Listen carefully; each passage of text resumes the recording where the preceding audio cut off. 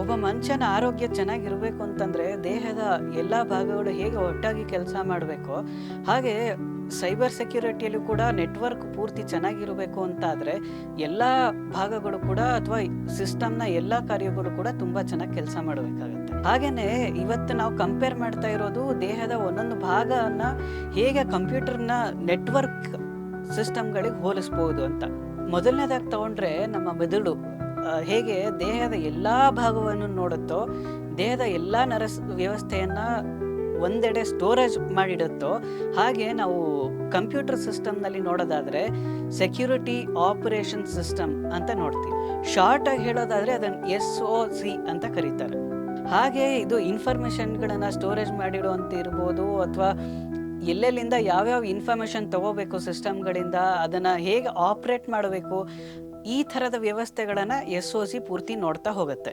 ಅದಲ್ಲದೆ ಒಂದು entire system ನೆಟ್ವರ್ಕ್ನಲ್ಲಿ ಯಾವ ನಿರ್ಧಾರಗಳನ್ನು ಯಾವಾಗ ತಗೋಬೇಕು ಅನ್ನೋದು ಕೂಡ ಒಂದು ಮುಖ್ಯ ಭಾಗ ಅಂತಲೂ ಹೇಳ್ಬೋದು. ನಮ್ಮ ಕಣ್ಣು ಮತ್ತು ಕಿವಿಗಳು ಅಂತ ಬಂದಾಗ ನಾವು ಹೇಗೆ ಕೆಟ್ಟದನ್ನು ನಾವು ನೋಡಬಾರ್ದು ಅಥವಾ ಕೇಳಿಸ್ಕೋಬಾರ್ದು ಅನ್ನೋದನ್ನು, ಅಥವಾ ಬೇಡದಲ್ಲೇ ಇರೋವಂಥ ವಿಷಯಗಳನ್ನು ನಾವು ಹೇಗೆ ಡಿಸೈಡ್ ಮಾಡ್ತೀವೋ ಹಾಗೆ ಕಂಪ್ಯೂಟರ್ ನೆಟ್ವರ್ಕ್ ಸಿಸ್ಟಮ್ನಲ್ಲಿ SIEM ಸಿಸ್ಟಮ್ ಅಂತ ಕರಿತೀವಿ. ನಮ್ಮ ಕಣ್ಣು ಕಿವಿ ಹೇಗೆ ವರ್ಕ್ ಮಾಡುತ್ತಲ್ಲ ಹಾಗೆ ಮಾನಿಟರ್ಗಳು ಕೂಡ ಕಾರ್ಯನಿರ್ವಹಿಸ್ತಾ ಹೋಗ್ತವೆ ಕಂಪ್ಯೂಟರ್ ಸಿಸ್ಟಮ್ಗಳಲ್ಲಿ. ಮಾನಿಟರ್ಗಳಿಂದ ಬೇರೆ ಬೇರೆ ಕಡೆಗೆ ಕೊಡೋವಂಥ ವಿಷಯಗಳು ಅಥವಾ ಸರ್ಕ್ಯುಲೇಟ್ ಆಗುವಂಥ ವಿಷಯಗಳು ಯಾವುದು ಇಂಪಾರ್ಟೆಂಟು ಮತ್ತು ಯಾವುದು ಅಂದರೆ ಬೇಡದಲ್ಲೇ ಇರುವಂಥ ವಿಷಯಗಳನ್ನು ತೆಗೆದು ತುಂಬ ಆ ಸಿಸ್ಟಮ್ಗೆ ಬೇಕಾಗಿರೋವಂಥ ವಿಷಯಗಳನ್ನು ಮಾನಿಟ್ರು ಅಥವಾ SIEM ಸಿಸ್ಟಮ್ ಮಾಡ್ತಾ ಹೋಗುತ್ತೆ. ನಮ್ಮ ಹೃದಯ ರಕ್ತನಾಳಗಳನ್ನು ಹೇಗೆ ಶುದ್ಧೀಕರಣ ಮಾಡಿ ಎಲ್ಲ ಕಡೆಗೂ ರಕ್ತವನ್ನು ಪಂಪ್ ಮಾಡ್ತಾ ಹೋಗುತ್ತೆ, ಆ ಕೆಲಸವನ್ನು ಡಾಟಾ ಎನ್ಕ್ರಿಪ್ಷನ್ ಮಾಡ್ತಾ ಹೋಗುತ್ತೆ. ನಮ್ಮ ಹೃದಯ ಹೇಗೆ ಕಾರ್ಯನಿರ್ವಹಿಸಿದ್ರೆ ಮಾತ್ರ ನಮ್ಮ ದೇಹದಲ್ಲಿ ರಕ್ತ ಚಲನೆ ಆಗ್ತಾ ಇರುತ್ತೆ, ಹಾಗೆ ಡಾಟಾ ಎನ್ಕ್ರಿಪ್ಷನ್ಗಳು ಕೆಲಸ ಮಾಡ್ತಾ ಇದ್ದಾಗ ಮಾತ್ರ ಡಾಟಾಗಳು ಸರಿಯಾದ ರೀತಿಯಲ್ಲಿ ಬರ್ತಾ ಇರುತ್ತೆ. ಹಾಗೆ ಕೂಡ ನಮ್ಮ ಕಂಪ್ಯೂಟರ್ ಸಿಸ್ಟಮ್ಗಳಲ್ಲಿ ಇಂಟ್ರೂಷನ್ ಡಿಟೆಕ್ಷನ್ ಸಿಸ್ಟಮ್ ಅಂತ ಕರಿತೀವಿ.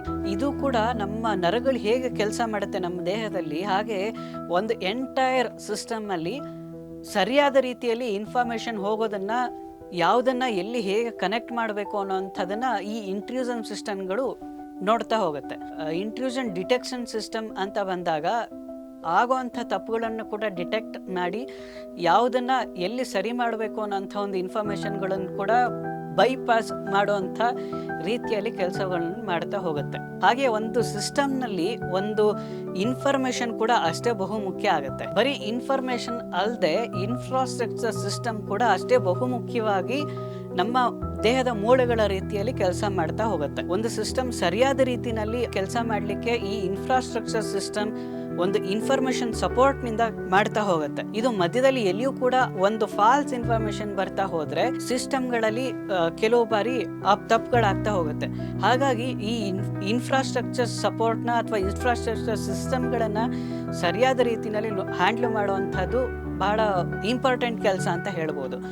ದೇಹದಲ್ಲಿ ಹೇಗೆ ಒಂದು ಮೂಳೆ ಮುರಿದ್ರೆ ಆ ಮೂಳೆ ಸರಿ ಹೋಗಲಿಕ್ಕೆ ಟೈಮ್ ಬೇಕಾಗುತ್ತೋ, ಹಾಗೆ ಒಂದು ಇನ್ಫ್ರಾಸ್ಟ್ರಕ್ಚರ್ ಸಿಸ್ಟಮ್ ಹಾಳಾಯಿತು ಅಂತಂದರೆ ಅದನ್ನು ಸರಿ ಮಾಡುವಂಥದ್ದು ಬಹಳ ಕಷ್ಟದ ಕೆಲಸ. ಹಾಗಾಗಿ ಒಂದು ಕಂಪನಿಯಲ್ಲಿ ಅಥವಾ ಯಾವುದೇ ಒಂದು ಸಿಸ್ಟಮಲ್ಲಿ ಇನ್ಫ್ರಾಸ್ಟ್ರಕ್ಚರ್ ಇರೋವಂಥದ್ದು ಬಹಳ ಮುಖ್ಯ ಆಗುತ್ತೆ. ಲಿವರ್ ಹೇಗೆ ನಮ್ಮ ಊಟ ಅಥವಾ ತಿಂಡಿ ನಂತರ ನಮ್ಮ ಬೇಕು ಬೇಡಗಳನ್ನು ಹೇಗೆ ನೋಡುತ್ತೋ, ಸೆಕ್ಯೂರಿಟಿ ಪಾಲಿಸಿಗಳು ಕೂಡ ಇದೇ ರೀತಿ ಕೆಲಸ ಮಾಡುತ್ತೆ. ಒಂದು ಎಂಟೈರ್ ಸೆಕ್ಯೂರಿಟಿ ನೆಟ್ವರ್ಕಲ್ಲಿ ಸೆಕ್ಯೂರಿಟಿ ಪಾಲಿಸಿಗಳು ಬಹುಮುಖ್ಯ ಪಾತ್ರ ವಹಿಸುತ್ತೆ. ನಮ್ಮ ದೇಹಕ್ಕೆ ಹೇಗೆ ಬೇಡದಲ್ಲೇ ಇರೋದನ್ನ ನಾವು ಹೊರಗೆ ಹಾಕುತ್ತೋ ಆಟೋಮೆಟಿಕ್ ಆಗಿ, ಹಾಗೆ ಕೂಡ ಸೆಕ್ಯೂರಿಟಿ ಪಾಲಿಸಿಗಳು ತುಂಬ ಇಂಪಾರ್ಟೆಂಟಾಗಿ ಕೆಲಸ ಮಾಡುತ್ತೆ. ಈ ಬೇಡದಲ್ಲೇ ಇರೋ ಇನ್ಫಾರ್ಮೇಷನ್ಗಳನ್ನು ತೆಗೆದೇ ಹೋದರೆ ನೆಟ್ವರ್ಕ್ಗಳಲ್ಲಿ ತುಂಬ ಅಪಾಯ ಕಾದಿರುತ್ತೆ. ಸೊ ಹೀಗಾಗಿ ಅಡ್ವರ್ಸ್ ನೆಟ್ವರ್ಕ್ಗಳಿಂದ ಅಟ್ಯಾಕ್ ಆಗುವಂಥ ಚಾನ್ಸಸ್ಗಳು ಕೂಡ ಹೆಚ್ಚಾಗಿ ಕಾಣಿಸ್ಕೋಬೋದು. ಅಂದರೆ ಸೈಬರ್ ಅಟ್ಯಾಕ್ಗಳು ಹೆಚ್ಚಾಗಿ ಕಾಣಿಸ್ಕೋಬೋದು. ಹಾಗಾಗಿ ಸೆಕ್ಯೂರಿಟಿ ಪಾಲಿಸಿಗಳು ತುಂಬ ಚೆನ್ನಾಗಿ ಫ್ರೇಮ್ ಮಾಡಿ ಅದಕ್ಕೆ ಅಂತಲೇ ಸಪ್ರೇಟ್ ಪಾಲಿಸಿಗಳನ್ನು ಕಂಪ್ನಿಗಳಲ್ಲಿ ರೂಪಿಸ್ಕೊಳ್ಳೋಂಥದ್ದು ಭಾಳ ಮುಖ್ಯ ಆಗುತ್ತೆ. ಒಂದು ನೆಟ್ವರ್ಕ್ ಸಿಸ್ಟಮ್ಗಳಲ್ಲಿ ಒಂದು ಫಿಲ್ಟರ್ ಸಿಸ್ಟಮ್ ಅಂತ ಇರುತ್ತೆ. ಈ ಫಿಲ್ಟರಿಂಗ್ ಸಿಸ್ಟಮ್ಗಳು ನಮ್ಮ ಕಿಡ್ನಿ ಹೇಗೆ ಕೆಲಸ ಮಾಡುತ್ತೋ ಹಾಗೆ ಕೆಲಸ ಮಾಡುತ್ತೆ. ಅಂದರೆ ಬೇಡದಲ್ಲೇ ಇರೋಂಥ ಒಂದು ಸಿಸ್ಟಮ್ ಇರ್ಬೋದು, ಅಥವಾ ಅದನ್ನು ಫಿಲ್ಟರ್ ಮಾಡಿ ನೆಟ್ವರ್ಕಿಗೆ ಬಿಡೋ ಅಂಥ ಕೆಲಸವನ್ನು ಈ ಫಿಲ್ಟರಿಂಗ್ ಸಿಸ್ಟಮ್ಗಳು ಮಾಡ್ತಾ ಹೋಗುತ್ತೆ. ಕೆಲವೊಂದು ಬಾರಿ ಸ್ಪ್ಯಾಮ್ಗಳು ಅಥವಾ ಅನ್ವಾಂಟೆಡ್ ಮೆಸೇಜ್ಗಳು ಅಥವಾ ಅನ್ವಾಂಟೆಡ್ ಇಮೇಲ್ಗಳು ಅಥವಾ ಅನ್ವಾಂಟೆಡ್ ಯಾವುದೇ ವಿಷಯಗಳಿರ್ಬೋದು, ಅದೆಲ್ಲವನ್ನೂ ಕೂಡ ಫಿಲ್ಟರಿಂಗ್ ಸಿಸ್ಟಮ್ ಮೂಲಕ ನೆಟ್ವರ್ಕ್ಗಳಲ್ಲಿ ಕಾರ್ಯನಿರ್ವಹಿಸ್ತಾ ಹೋಗುತ್ತೆ. ರಕ್ತನಾಳಗಳು ಹೇಗೆ ಇಡೀ ದೇಹವನ್ನು ಕನೆಕ್ಟ್ ಮಾಡುತ್ತೆ, ಹಾಗೆ ಡಾಟಾ ಫ್ಲೋ ಕೂಡ ಎಂಟೈರ್ ಸಿಸ್ಟಮ್ಗಳಲ್ಲಿ ಓಡಾಡ್ತಾ ಇರುತ್ತೆ. ಈ ಎಂಟೈರ್ ನೆಟ್ವರ್ಕ್ ಸಿಸ್ಟಮಲ್ಲಿ ಇನ್ಫಾರ್ಮೇಷನ್ ಕೊಡೋದೇ ಡಾಟಾ ಫ್ಲೋಗಳ ಮೂಲಕ. ಹಾಗಾಗಿ ಬೇರೆ ಬೇರೆ ರೀತಿಯ ಡಾಟಾ ಇನ್ಫಾರ್ಮೇಷನ್ಗಳಿರ್ಬೋದು, ಕಂಪ್ನಿಗೆ ಅಥವಾ ಒಂದು ಸಿಸ್ಟಮ್ಗೆ ಹೊರಗಡೆಯಿಂದ ಬರೋವಂಥ ಇನ್ಫಾರ್ಮೇಷನ್ ಇರ್ಬೋದು, ಅಥವಾ ಡಾಟಾ ಫ್ಲೋ ಇರ್ಬೋದು, ಅಥವಾ ಒಂದು ಇಂಟರ್ನಲ್ ಡಾಟಾ ಫ್ಲೋ ಕೂಡ ಇರಬಹುದು. ಎಲ್ಲದೂ ಕೂಡ ಒಂದು ಕಡೆ ಫಿಲ್ಟರ್ ಆಗಿ ಡಾಟಾ ಫ್ಲೋ ಆಗುವಂಥ ಒಂದು ನೆಟ್ವರ್ಕ್ ಸಿಸ್ಟಮ್ನ ಡಾಟಾ ಫ್ಲೋ ಅಂತ ಕರಿತೀವಿ. ಇದನ್ನು ನಮ್ಮ ರಕ್ತನಾಳಗಳಿಗೆ ನಾವು ಹೋಲಿಸ್ಬೋದು.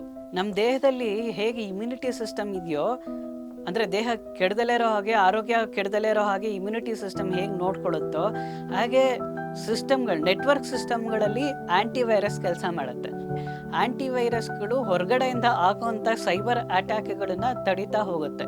ಕೊನೆಯದಾಗಿ ಚರ್ಮ ಅಥವಾ ಸ್ಕಿನ್ ಹೇಗೆ ನಮ್ಮ ದೇಹವನ್ನು ಹೊರಗಡೆಯಿಂದ ಬಿಸಿಲು, ಮಳೆ ಅಥವಾ ಚಳಿಗೆ ಹೇಗೆ ತಡೀತಾ ಹೋಗುತ್ತೆ, ಒಂದು ಲೇಯರ್ ಥರ ಕೆಲಸ ಮಾಡುತ್ತೋ, ಅದೇ ರೀತಿ ಈ ನೆಟ್ವರ್ಕ್ ಸಿಸ್ಟಮ್ಗಳಲ್ಲಿ ಫೈರ್ ವಾಲ್ಗಳು ಕೂಡ ಕೆಲಸ ಮಾಡ್ತಾ ಹೋಗುತ್ತೆ.